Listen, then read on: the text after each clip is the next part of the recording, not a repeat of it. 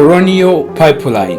Colonial Pipeline ni umuyoboro wa mbere mugari muri Leta Zunze Ubumwe za Amerika. Ni umuyoboro ukwirakwiza essence n'ibiyikomokaho uturuka muri leta ya Texas, ukaba ugaburira agace k'iburasirazuba bw'amajyepfo ya Leta Zunze Ubumwe za Amerika.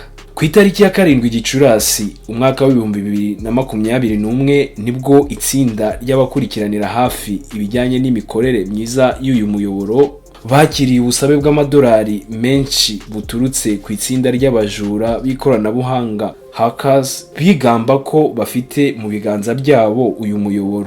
Bari bafashe bugwate operasiyo zijyanye n'uyu muyoboro. Ni igikorwa cyarangiye kampani ya Colonial Pipeline yishyuye aba bahakazi miliyoni zigera kuri 5 z'amadolari.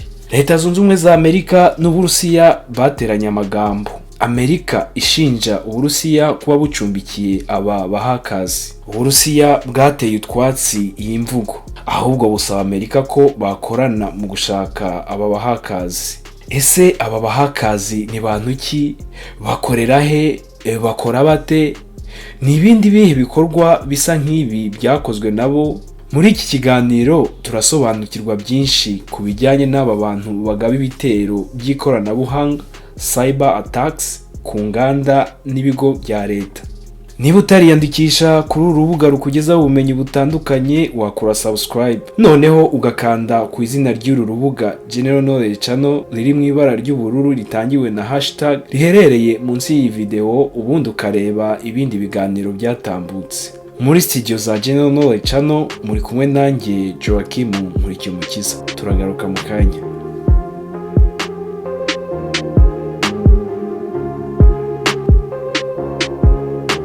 Uyu muyoboro wa essence nibukomokaho Colonial Pipeline ufite uburebure bungana na miles 5,500, no kuvuga ngo ni kilometero 8,852.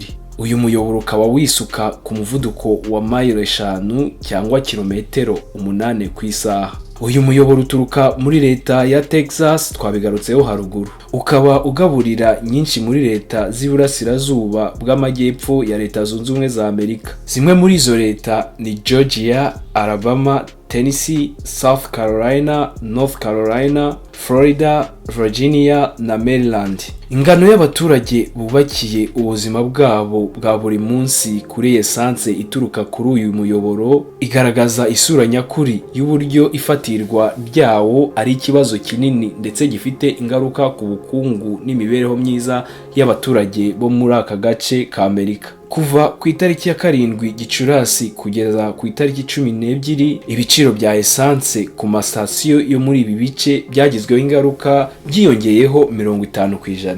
Impuzandengo y'ibiciro bya essence ku masoko yari amadolari 3 kuri galoni imwe cyangwa $1.3 kuri litiro imwe. Ni igiciro kitaherukaga kubaho mu myaka isaga 6 ishize. Mu minsi igera kuri 5 ry'irifatwa bugwate ry'uyu muyoboro ugabura essence n'ibikomokaho, amasitasiyo menshi ya essence yari yatangiye gufunga imiryango. Andi yarangwaga n'umubyigano w'abantu bashakaga kuzuza imodoka zabo. Hari aho byasabaga gutegereza igihe kigera ku masaha 2 kugira ngo umuntu abashe kubona essence kuri aya masitasiyo.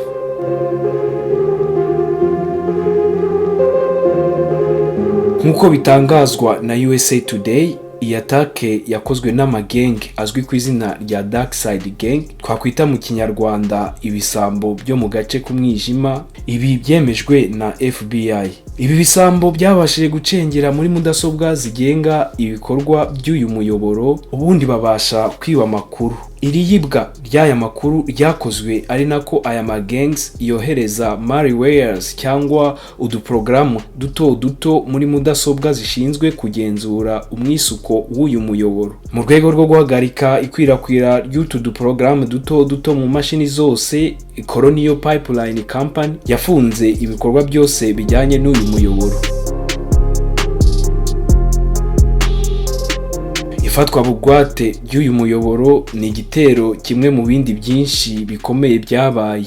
The Wall Street Journal igaragaza urutonde rurerure rw'izindi cyber attack zarangiye ba nyiri guterwa bishyuye akayabo k'amadolari. Mu kwezi kwa gatandatu umwaka w'ibihumbi 2020, The University of California, San Francisco yishyuye akayabo ka miliyoni 1,140.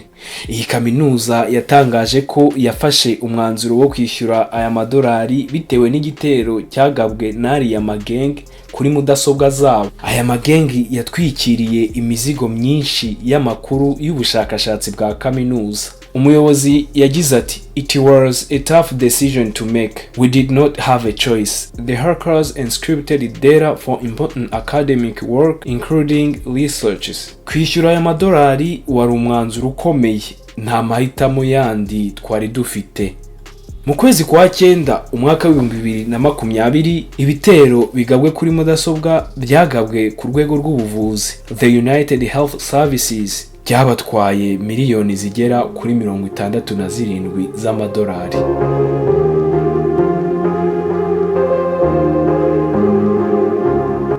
Ese aya magangs akorera he? Ni kubera iki ibihugu bifite inzego z'iperereza zikomeye nka Leta Zunze Ubumwe za Amerika zitabasha kubahagarika?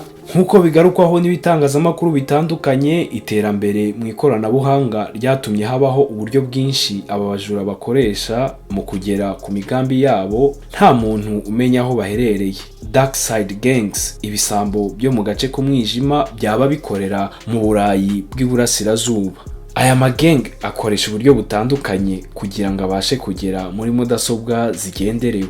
Bumwe mu buryo aya mageng akoresha ni ukunyura ku bantu bakora muri kampani bagamije gutera. Bakoresha ikoranabuhanga mu gusaba aba bantu gufatanya nabo. Birumvikana ko bitapfa kuborohera kugera ku mashini z'aya makampani abafite umutekano wa mudasobwa uhambaye. Icyo bakora, banyura kuri wa muntu wagakwiye kurinda systeme za kampani. Aha ni bya bindi bavuga ngo kikuracho kiko nguoni mwako. Ubundi buryo bwa kabiri bukoreshwa ni amasoftware abakoreshwa muri izi kampani adafite ubuziranenge. Birumvikana ko bamwe muri abo bageng baba baragize uruhare mu kurema ayo masoftware, noneho nyuma bakabasha kuyahakinga.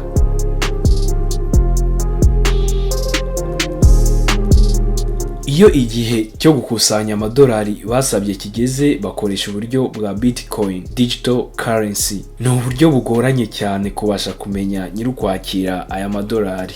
Ubu buryo bwa Bitcoin nibwo buryo bwakoreshejwe na Colonial Pipeline mu kwishyura miliyoni 5 z'amadolari. FBI itangaza ko iyo ikigo runaka cyatewe, aba bahakazi bizeza iki kigo urufunguzo rubafasha kongera kwinjira muri systeme zabo nk'uko byari bisanzwe. Iyi kode iba ari ndende, igizwe n'uruhurirane rw'inyuguti n'imibare. Akenshi ibigo byatewe n'aba bahakazi birangira byishyuye aya madolari kubera ko nta yandi mahitamo biba bifite.